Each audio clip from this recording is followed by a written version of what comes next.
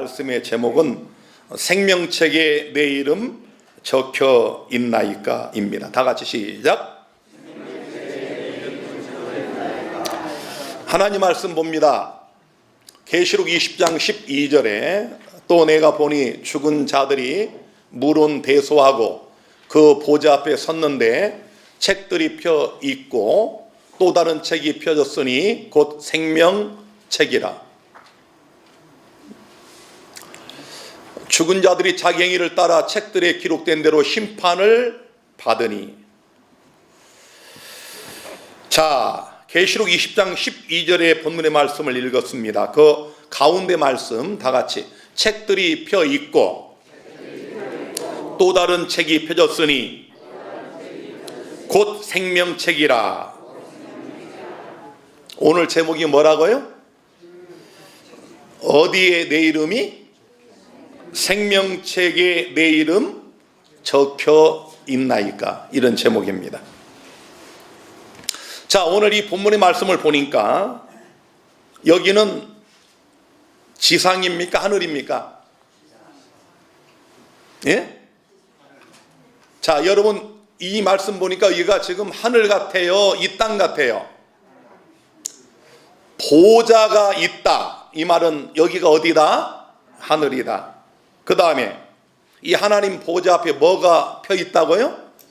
책들이 펴져 있습니다. 이것은 그 당시에 사도 요한이 계시 가운데 본 장면이에요. 아마 지금 박진아 목사가 사도 요한처럼 계시를 받아가지고 이 말씀을 기록하면은 제가 뭐라고 썼을까요?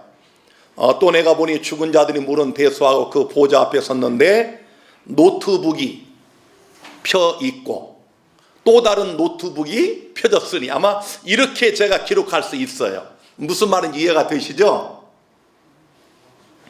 자, 그런데 중요한 것은 하나님의 보좌가 있고 책들이 펴져 있고 그 다음에 죽은 자들이 자기 행위를 따라 뭘 받아요?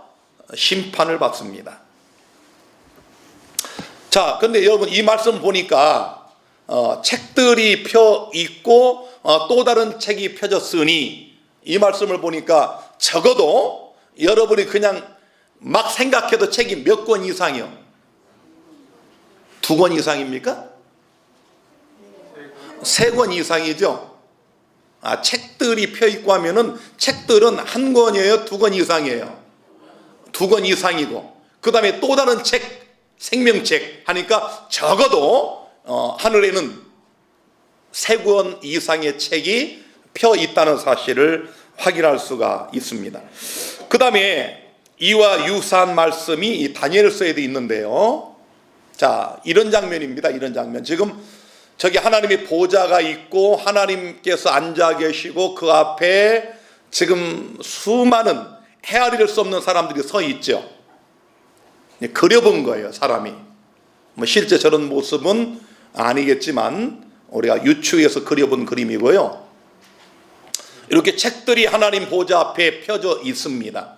그리고 그 앞에 한 사람이 서 있죠. 우리들의 모습이에요. 자, 다니엘서에는 이렇게 기록을 합니다. 다니엘서 7장 10절에 보면은 불이 강처럼 흘러. 뭐가 흘러? 불이. 그 앞에서 나오면, 하나님 보좌 앞에서 불이 나와요.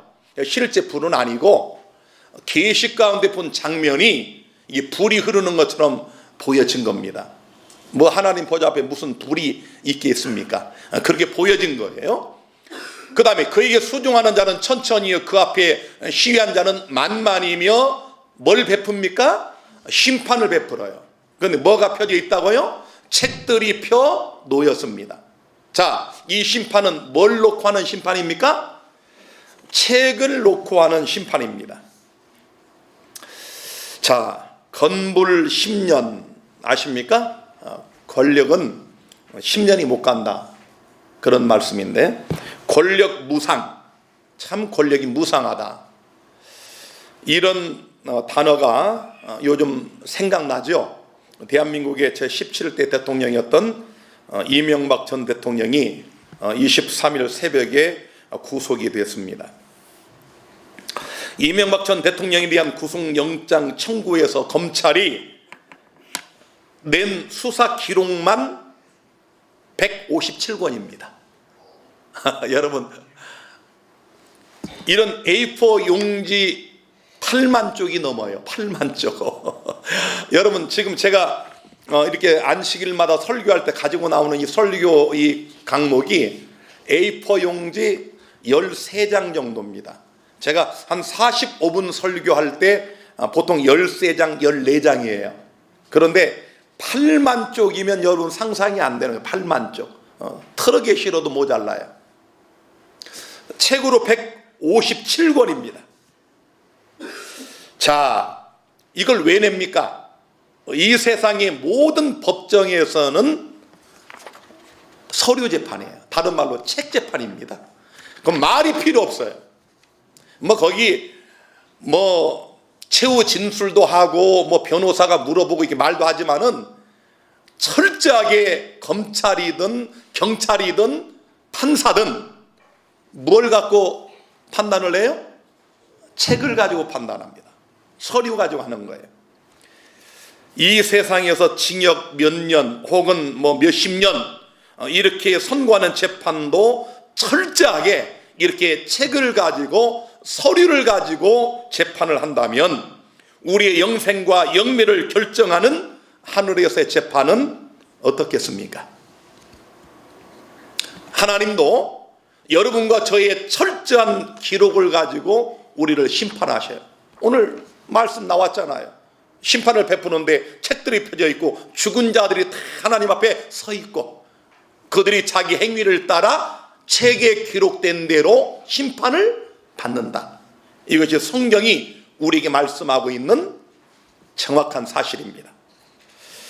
오늘 이 본문의 말씀에도 나와 있지만 성경은 하나님을 섬긴다고 하는 성도들을 대상으로 하여 책들을 펴놓고 하는 조사 심판이 있다는 사실을 우리에게 분명히 말씀하고 있어요. 이걸 조사 심판이라고 그러는 거예요. 왜? 책을 가지고 기록한 사실을 가지고 조사하니까. 그래서 이것을 우리가 무슨 심판? 조사 심판이라고 그러는 거예요.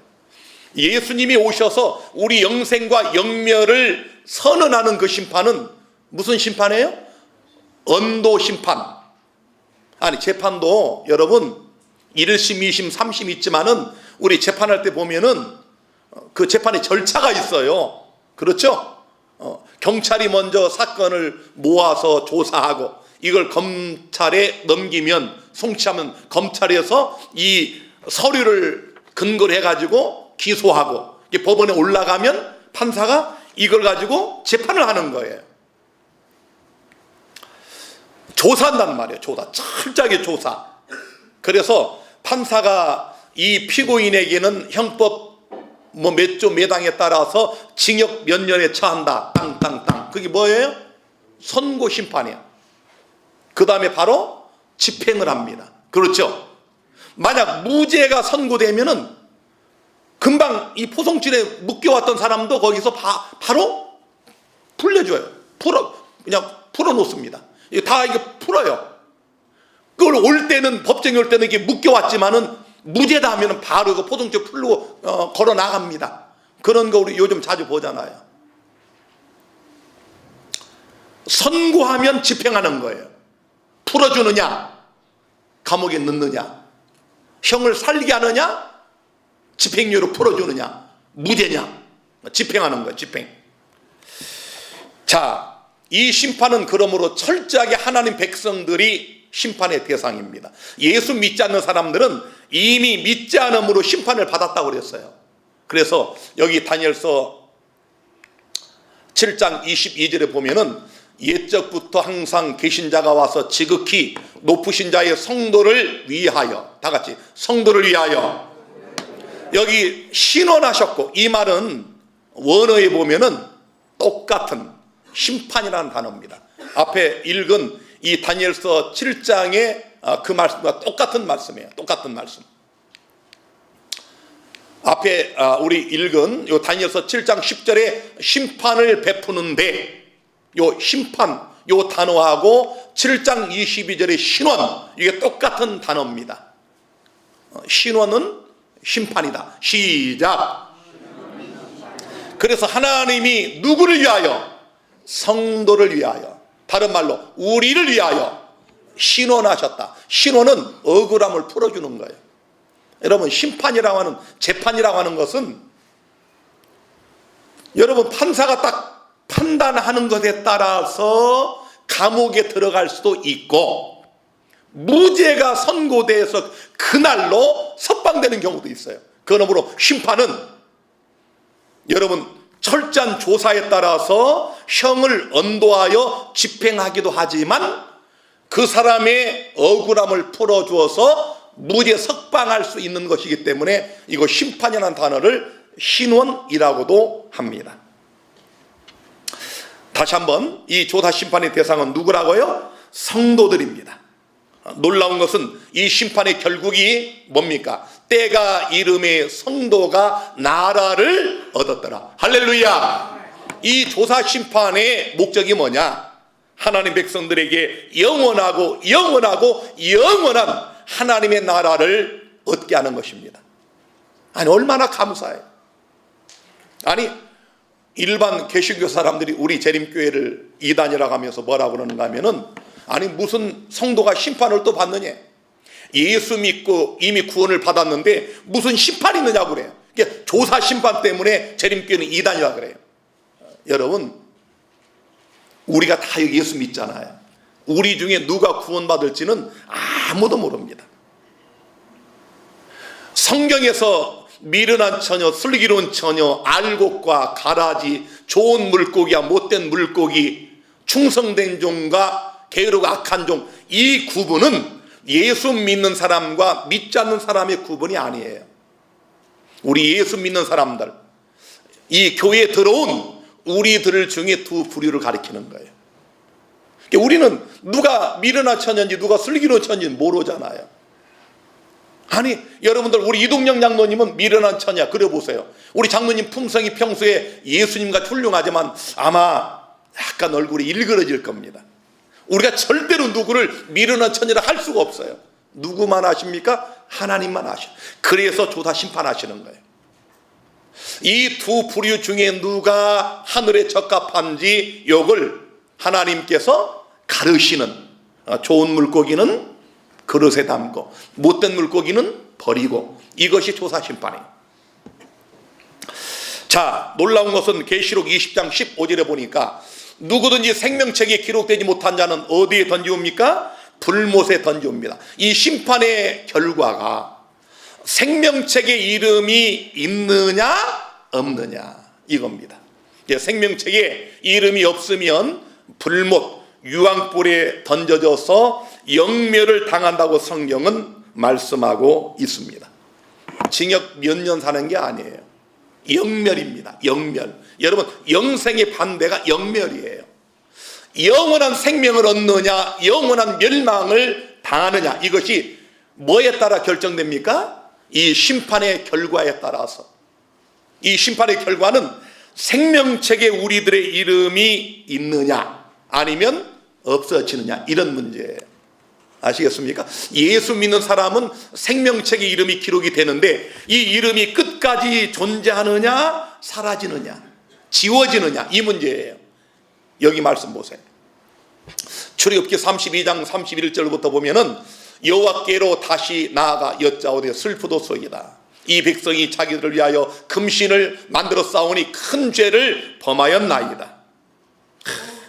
시내산 밑에 금송아지 사건입니다. 모세가 하나님께 막 울며 기도하는 거예요. 그러면서 그러나 합의하시면 이제 그들의 죄를 사하시옵소서. 그렇지 않으면 원컨대 주의 기록하신 책에서 내 이름을 지워버려 주옵소서. 이 모세는 참 위대한 선지자예요. 위대한 지도자입니다. 아니, 여러분, 그 중후한 범죄를 저질러서 하나님이 이스라엘 백성을 다 없애겠다고 그랬어요. 사실은 그 앞에 다 진멸하겠다고 그랬어요. 얼마나 하나님이 노하셨는지. 모세가 간청을 합니다. 이 백성의 죄를 용서해 주세요. 만약 그렇게 하지 않으면 원컨대 나의 이름을 주의 책에서 지워버려 주옵소서. 이 말씀 보니까 하나님의 책에 이름이 기록됐다가도 그 이름이 지워질 수도 있다. 맞죠? 이때 하나님이 이렇게 말씀하십니다. 출애굽기 32장 33절에 여호와께서 모세에게 이르시되 누구든지 내게 범죄하면 그는 내가 책에서 지워버리리라. 우리들의 이름이 하늘 생명책에 기록됐다고 그것이 구원의 보장이 아니구나. 하나님 믿고 하나님을 섬긴다고 하는 우리들이 범죄하고 회개하지 않으면 그 책에서 우리 이름이 영원히 삭제될 수 있다. 이 사실을 우리가 확인할 수 있지요. 분명히 하나님은 우리가 죄를 짓고 회개하지 않으면 그 이름을 생명책에서 지워버리겠다고 말씀하셨습니다. 계시록 21장 27절에는 무엇이든지 속된 것이나 가증한 일 또는 거짓말하는 자는 결코 그리로 들어오지 못하되 오직 어린 양의 생명책에 기록된 자들 뿐이라. 할렐루야. 생명책의 이름이 기록된 자들만 하늘에 들어가는 거예요. 거짓말하면 못 들어가요. 사람들이 거짓말 얼마나 잘합니까? 우리가 거짓말장이들이에요. 왜냐하면 우리 본래 아비가 마귀, 거짓말의 아비 마귀에게서 우리가 났기 때문에 여러분과 제가 거짓말 잘합니다. 어떤 사람은 나는 태어나서 한 번도 거짓말, 그게 거짓말이라니까. 나는 거짓말한 적이 없다. 그게 거짓말이요.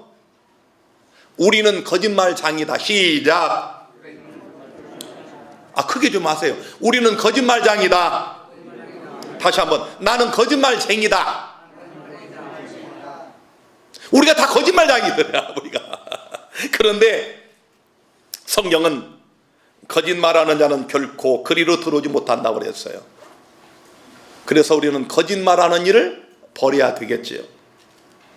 성경은 절대로 한 번 받은 구원은 영원한 구원이라고 말씀하지 않습니다.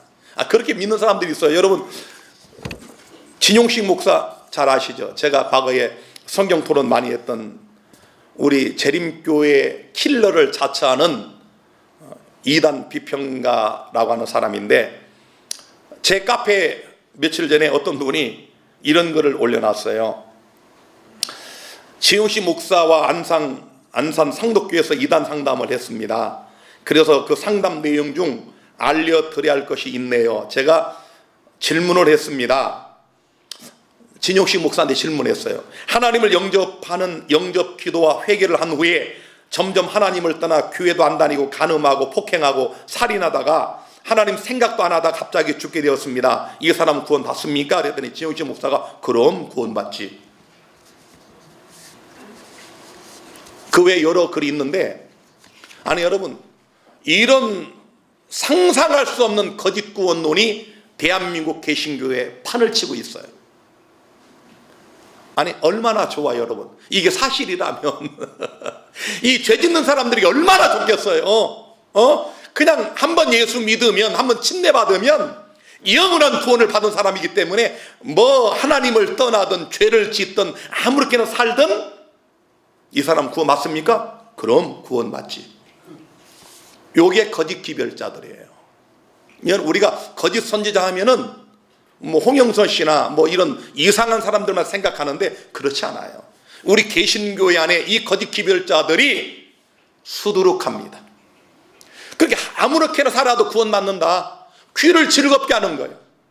그러니까 교회 와서 딱 예배만 보면 그것이 마치 구원의 보장인 것처럼 설교하고 가르치고 믿게 하는 목사들이 이 대한민국 개신교회 안에 말할 수 없어요. 수두룩합니다. 그러나 성경은 분명히 말씀을 합니다. 여러분, 속된 일을 하거나 가증한 일을 하거나 거짓말하는 사람은 결코 그리로 들어오지 못한다라고 말씀하고 있어요.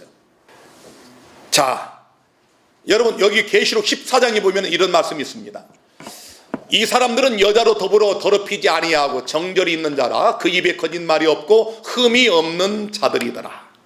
누굽니까? 여러분, 구원받는 14만 4천 명 무리, 역사의 마지막에 구원받는 이 마지막 무리가 누구냐? 그 입에 뭐가 없어요? 거짓말이 없습니다. 흠이 없어요.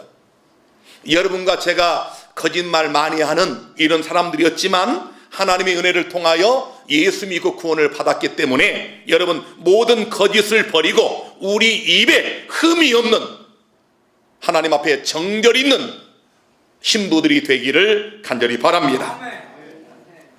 하늘 생명책에 그 이름이 기록이 됐을지라도 범죄하고 악을 행하면 그 이름이 도말되고 지워진다고 성경은 우리에게 분명히 말씀을 합니다. 여기 시편 69편 28절에 보세요. 저희를 생명책에서 도말하사 의인과 함께 기록되게 마소서. 분명하죠. 아무리 여러분 침례를 받아도 그 이름이 생명책에 있어도 죄를 지으면 회개하지 않으면 그 이름은 도말됩니다. 이것이 성경의 복음이에요. 그러므로 하나님의 백성들의 이름은 반드시 어디에 있어야 됩니까? 생명책에 있어야 합니다. 하나님을 섬기는 자들의 이름이 하늘 생명책에 없다면 그것은 곧 영원한 멸망을 의미하는 거예요. 여기 빌립보 4장 3절에 보면은 또 참으로 나와 멍에를 같이 한 자 내게 구하노니 복음에 나와 함께 힘쓰던 저 부녀들을 돕고 그 위에 나의 동역자들을 도우라. 따라서 합니다. 그 이름들이 생명책에 있느니라. 사랑하는 우리 명관계 성도 여러분, 여러분의 이름이 생명책에 있음을 인하여 하나님 앞에 감사하시기를 바랍니다. 여러분이 하늘 생명책에서 지워지거나 도말되지 않도록 여러분 거짓말을 버리고 가증한 일을 버리고 속된 일을 버리고 하나님 앞에 정결이 있는 흠이 없는 하나님의 귀한 백성들로 살게 되시기를 바랍니다.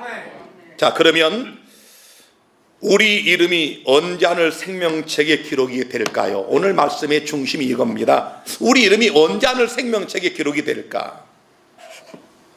여러분, 우리 두 사람이 만나 결혼해서 아기를 임신하면은 그 아이도, 이 뱃속에 있는 아기도 생명입니까? 아닙니까? 사람이에요, 사람. 그 뱃속에 있는 그 생명, 사람입니다. 물론 9인승 차에 9명이 6명이 타야 저 정도를 달리는데 5명이 탔는데 여기 5명이나 임산부가 뱃속에 하나 있습니다. 이건 안 돼요. 그건 인정을 못 받지만 그건 안 되지만 뱃속에만 있어도 사람이에요. 한 사람이에요. 자, 뱃속에 있는 아기가 예를 들어 우리 참별이가 엄마 뱃속에 있었을 때 그 뱃속에 있는 아기는 박진아의 아들 맞습니까? 맞아요. 무슨 아들입니까? 혈연적인 아들이요. 제가 아기를 낳았어요. 이제 제가 낳은 게 아니고 우리 와이프가 아기를 낳으면 그 아이가 박진아의 아들 맞습니까? 맞아요. 혈연적인 아들입니다. 그런데 우리가 아이를 낳으면 제일 먼저 무슨 일을 먼저 하죠? 자, 며칠 안 돼서 반드시 뭐를 해요? 출생 신고를 합니다. 호적의 이름을 올려요. 동사무소나 면사무소 가가지고 이름을 올려요. 그래야 드디어 박진아의 법적인 아들이 되고 대한민국의 한 사람의 국민으로서의 권리를 갖게 되는 거예요. 그러니까 이 아들도 임신해가지고 금방 낳아서 호적하기 전까지 혈연적 아들이 있고 호적의 이름을 올리는 순간에 법적인 아들이 되는구나. 요걸 알 수 있듯이 오늘 우리 특별히 홍영선 이 거짓 이설에 빠졌다가 이 박진아 목사 설교 말씀 딱 듣고 그냥 결심해가지고 저 멀리 원주에서 안식일마다 예배 드리시는 우리 유자매, 우리 이 자매는 이미 지금 잠시 후에 침례를 받기 전에 하나님의 무슨 자녀입니까? 혈연적인 자녀예요. 혈연적인 자녀. 이미 하나님의 자녀 됐어요. 그런데 오늘 침례를 받게 되면 우리가 아이를 낳아서 면사무소 가서 호적의 이름을 올리는 것처럼 오늘 침례를 받는 동시에 하나님의 나라의 출생 신고를 해가지고 우리 유자매와 우리 박인순 어머님의 이름이 하늘 생명책에 드디어 기록이 되므로 법적인 하나님의 딸들이 되는 겁니다. 할렐루야. 박수 한번 쳐도 박수 한번. 얼마나 감사한 일이에요, 여러분. 얼마나 감사해요. 여러분이 잘 몰라 그렇지 이 침례가 이거 엄청난 일이에요. 이게 오늘 제가 잠깐 제 사무실에서 두 분 앉혀놓고 침례 공부할 때 말씀드렸지만은 침례는 죽음과 부활의 영수증이에요. 여러분 제가 늘 말씀드리지만 마귀는 죽는 마지막 순간까지 따라와. 아시겠어요? 심지어 모세 같은 위대한 선지자도 죽고 나니까 마귀가 딱 달려와가지고 시체를 딱 잡고 있어. 예수님 미가엘이 모세를 부활시켜 산으로 데려가려고 그러는데 마귀가 와가지고 딱 붙잡고 내 거라고 하는 거 내 거. 마귀가 이런 존재입니다. 하나님도 우리의 정확한 기록을 가지고 있지만은 마귀는 더더욱 여러분과 저에 대한 죄목을 다 가지고 있어요. 요즘 대한민국에 여러분 광풍이 일어난 미투 운동 보세요. 심지어 여러분 35년 전에 것도 다 들춰내잖아요. 그냥 한 방에 도지사가 그냥 내려오고 한 방에 교수가 뭐 의사가 정치인이 다 내려놔야 돼. 한 방에. 뭘 느끼십니까? 마귀가 그게 다 마귀가 한 짓들이에요. 그런데 마귀가 결국 그들을 한 방에 죽여버리는 거예요. 이게 마귀가 하는 짓입니다. 제가 반복해서 우리 장인어른 예화를 자주 들지만 제가 실제 경험한 거니까 장인어른께서 대장암으로 마지막 죽기 이틀 전에 그때 사경을 막 헤매면서 다 죽는다고 그래가지고 뭐 난리가 났어요. 근데 그 순간에 막 사경을 헤매가지고 숨이 다 넘어갔다 다 살아나셨는데 뭐라고 그랬다고요? 박 목사, 내가 마귀를 이겼다고. 마귀가 그 마지막까지 쫓아온 거예요. 조익조, 너 죄인이야. 너 죽어야 돼. 너 이거 안 보여? 내가 증인이야. 너는 구원받을 수 없어. 너는 부활할 수 없어. 마귀가 쫓아와서 얘기하는 거예요. 그게 죽는 사람 마지막 순간까지 옵니다. 여러분, 우리 장인어른이 거기서 이기신 거예요. 뭘로 이긴지 아십니까? 침례 영수증으로 이긴 겁니다. 오늘 이 두 자매가 물속에 들어가는 순간에 일생에 지은 모든 죄가 예수님의 십자가를 통하여 장사되고 용서됐다고 하는 영수증을 받는 거예요. 할렐루야. 마귀는 이거 내면 꼼짝 못하는 거예요. 우리 옛날 영화 보면은 여러분 사탄 마귀 악령이 뭐만 내밀면 도망가요? 십자가. 그거 영화지만 의미가 있어요. 십자가 팍 내밀면 막 마귀가 그러잖아 여러분.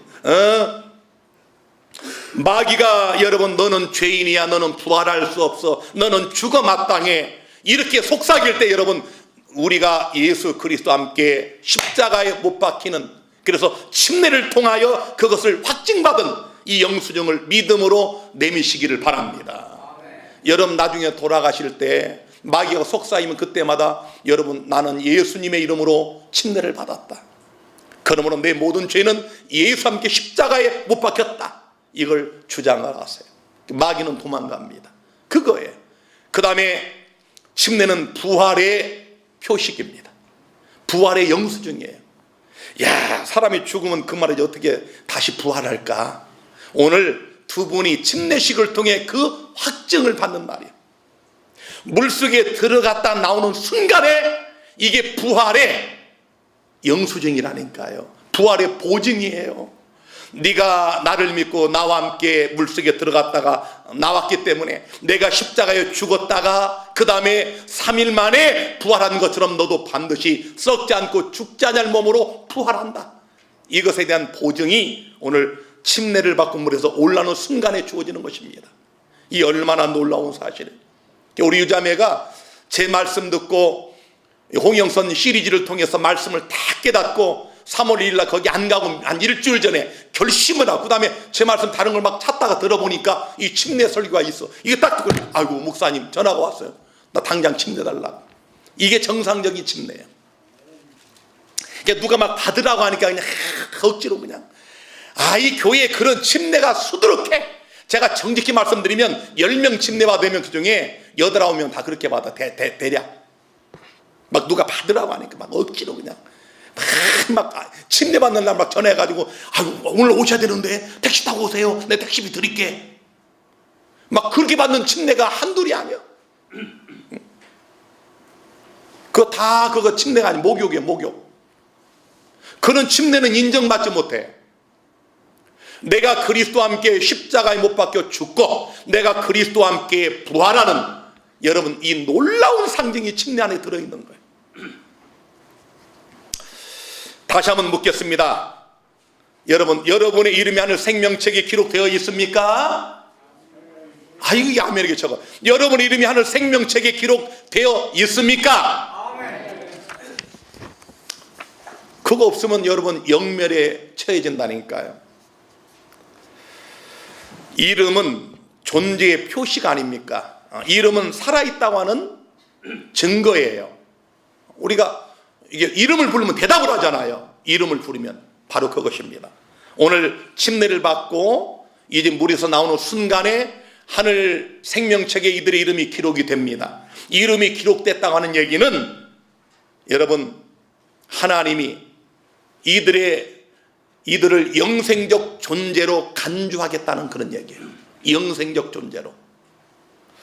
자, 예수님께서 침례를 받으시고 물에서 올라올 때에, 예수께서 침례를 받으시고 곧 물에서 올라오실 때 하늘이 열리고 하나님의 성령이 비둘기같이 내려 자기 위에 임하심을 보시더니 하늘로서 소리가 있어 말씀하시되 이는 내 사랑하는 누구요? 아들이요 내 기뻐하는 자라. 이건 사실은 하나님 아버지가 예수님에게 한 것이지만 실제로는 우리에게 한 말씀이에요. 예수님은 전적으로 우리를 위하여 우리의 모본으로 침례를 받으셨기 때문에 그분이 본래는 여호와시고 전능하신 하나님이고 영존하신 아버지지만 우리 때문에 아들이 되셨잖아요. 그래서 예수님이 침례를 받고 물에서 올라올 때 이는 내 사랑하는 아들이요, 이것은 우리에게 하는 말씀이에요. 오늘 두 분이 침례 받고 물에서 올라오는 순간에 하늘의 문이 열리고 우리 육의 눈으로 보이지 않지만 실제로 열려요. 성령이 비둘기처럼 임합니다. 그리고 하나님께서 말씀하기를 계수나 너는 내 사랑하는 딸이라. 연수나, 그건 숫자 돌림이시네. 오늘 보니까 너는 내 사랑하는 딸이다. 그래서 예수님은 누가복음 10장 20절 말씀하기를 그러나 귀신들이 너에게 항복하는 것으로 기뻐하지 말고 너희 이름이 하늘에 기록된 것으로 기뻐하라. 여러분, 뭐 병났다 이거 기뻐할 것도 없어요. 또 죽어. 여러분, 병났다 뭐 사람들 여기 막 미쳐버려. 그것도 재발됩니다. 아니 재발한데도 또 늙으면 죽어요. 이 땅에 그냥 살다가 병이 낫다 해도 또 다른 병이 올 수 있고, 이런 것 때문에 우리가 기뻐하는 것이 아니라 나의 이름이 하늘 생명책에 기록된 것으로 기뻐하시기를 바랍니다. 여러분, 암에 걸렸어도 내 이름이 하늘 생명책에 기록된 것으로 기뻐하면 병은 안 나을지라도 죽은 후에 부활이 있어요. 얼마나 놀라운 사실입니까? 제가 지난 3월 7일에 금산에 갔습니다. 금산중앙신문, 지역신문인데 거기에 창간을 기념하는 의식이 있었어요. 갔더니 제가 논설위원이라고 제가 칼럼에 글을 쓰고 있는데 이런 상패를 하나 주더라고요. 감사패. 논설위원 박진아. 제가 논설위원입니다. 여러분 모르셨죠? 제가 논설위원이요. 그런데 그날 보니까 그 신문에 지금 참 어려움을 겪고 있는 안희정 도지사, 그 저 위에 안희정 도지사가 있고 그 밑에가 바로 접니다. 잘 안 보이면 제가 크게 보여드릴게요. 이렇게 얼마나 멋있어요. 그런데 제가 그 다음에 신문에 보니까 금산중앙신문 창간 1주년 기념식 성료해가지고 오른쪽 보니까 거기 감사패 해가지고 박진아 나와 있어요. 근데 제가 요거 보려고 일부러 신문을 몇 번을 봤어요. 사실 금산에서 저 신문 한 6,000부밖에 안 돼, 발행이. 뭐 6,000명 중에 뭐 몇 분이나 저거 보겠습니까? 저런 거 잘 안 봐요. 나도 뭐 누가 어디 뭐 기념식 참석했다 그거 누가 봅니까? 근데 그냥 제가 저거 기록된 것도 기쁘더라고. 아, 저기 내 이름이 있은 게 제가 괜히 기쁘더라고. 저기 비웃잖아 지금 저 사람이 지금. 내 기쁘다 하니까. 그런데 여러분 나는 기뻐.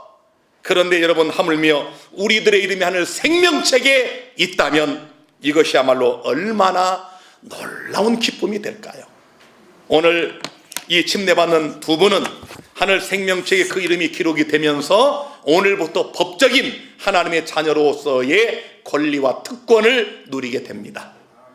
오늘 하나님께서 이 두 분을 축복하시고 큰 은혜를 주시고 약속하신 주의 성령을 물붓듯 부어주시기를 주의 이름으로 축원합니다. 이 땅에 공부하는 학생들에게는 교과서가 있습니다. 하나님의 백성들에게는 성경이 구원의 교과서입니다. 그런데 이 땅에 교회는 많지만 하나님의 말씀을 바르게 전하는 교회는 너무도 적습니다. 많은 성도들이 성경을 손에 들고 다니지만 그들이 성경을 잘 모릅니다. 그래서 이 땅에 많은 교회의 이설과 오류들이 편만한 것입니다. 여러분, 진리를 바르게 깨닫기를 원하십니까? 성경을 더 깊이 연구하기를 원하십니까? 살아계신 하나님을 만나기를 원하십니까? 여기 안성 명광교회가 있습니다. 명광교회는 21세기에 진리를 갈급하는 여러분에게 1년 365일 언제나 열려져 있습니다. 여러분을 진심으로 환영합니다.